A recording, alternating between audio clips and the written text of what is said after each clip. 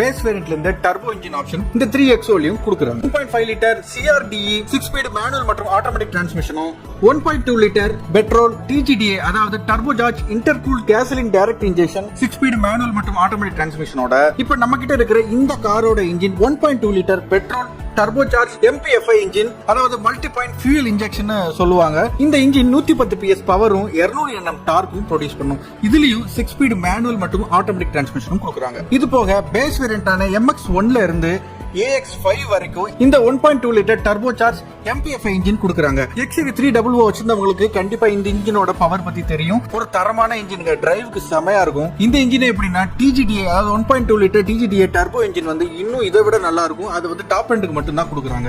AX5 luxury variant, AX7 luxury வேரியன்ட்க்கு தான் இந்த TGDA engine கொடுக்குறாங்க. இந்த மாதிரி ஆட்டோமொபைல் சம்பந்தமான இன்ஃபர்மேஷனுக்கு நம்ம சேனலை ஃபாலோ பண்ணிக்கோங்க. மஹிந்திரா XEV3XO ஓட MX3 வேரியன்ட்டோட ஃபுல் ரிவ்யூ வீடியோ நம்ம யூடியூப் சேனல்ல இருக்கு.